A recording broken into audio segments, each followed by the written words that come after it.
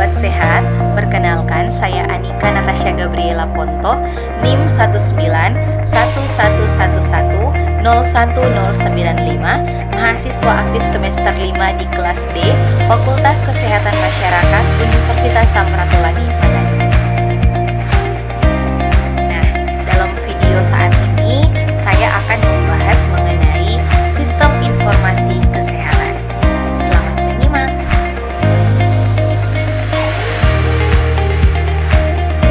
Pertama, kita akan membahas tentang sistem informasi kesehatan secara umum. Sistem informasi kesehatan atau yang sering kita dengar dengan singkatan SIK didefinisikan oleh Organisasi Kesehatan Dunia atau WHO sebagai upaya terpadu untuk mengumpulkan, memproses, melaporkan, dan menggunakan informasi dan pengetahuan kesehatan untuk mempengaruhi pembuatan kebijakan, tindakan, program, dan penelitian. Nah, selanjutnya yang kedua, kita akan membahas mengenai manfaat dari sistem informasi kesehatan. Sistem informasi kesehatan menyediakan dasar untuk pengambilan keputusan dan memiliki 4 fungsi utama, yaitu pembuatan data, kompilasi, analisis, dan sintesis, serta komunikasi dan penggunaan. Sistem informasi kesehatan mengumpulkan data dari sektor kesehatan dan sektor terkait lainnya, menganalisis data dan memastikan kualitas, relevansi, dan ketepatan waktu secara keseluruhan, dan mengubah data menjadi informasi untuk pengambilan keputusan terkait kesehatan.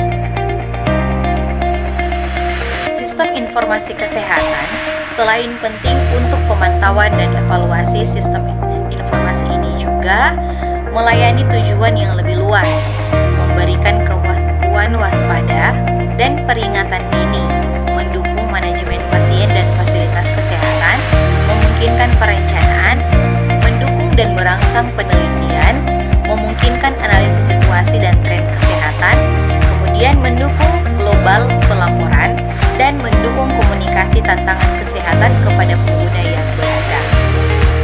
Nah, Sobat Sehat, selanjutnya kita akan masuk dalam pembahasan pentingnya informasi dalam membangun sistem kesehatan.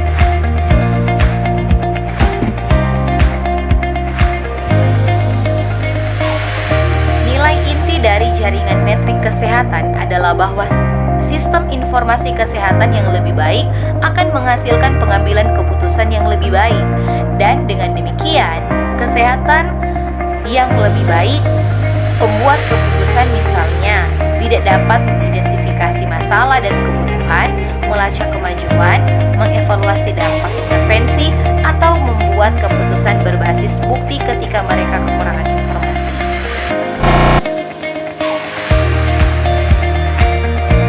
Selanjutnya kita akan membahas mengenai data.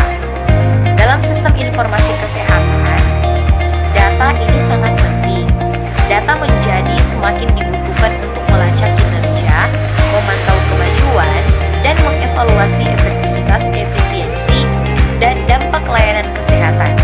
Data juga akan mendorong lebih banyak keputusan perawat kesehatan, dan banyak inisiatif telah dibuat untuk menggunakan data dalam memantau upaya peningkatan kinerja, meningkatkan hasil, dan secara komparatif sebagai tolak ukur. Nah, selanjutnya kita akan membahas tentang masalah dan tantangan.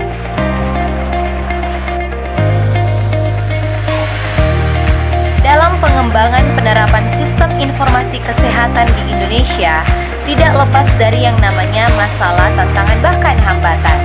Terlepas dari minat dan investasi global dalam hasil kesehatan dan pusaran statistik yang telah dihasilkan, hanya sedikit yang diketahui tentang kematian atau kejadian dan durasi penyakit di berbagai negara berkembang.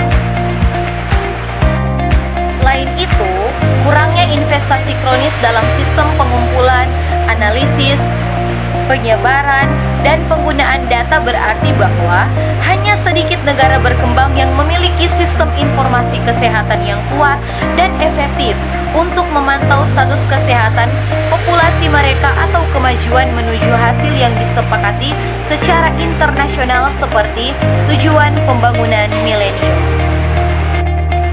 Nah, selanjutnya kita akan membahas tentang apa yang dibutuhkan untuk memperkuat sistem informasi kesehatan. Pastinya untuk menghadapi masalah, tantangan, dan hambatan dalam pengembangan sistem informasi kesehatan, kita pasti terpikir apa yang harus kita butuhkan untuk memperkuat sistem informasi kesehatan ini.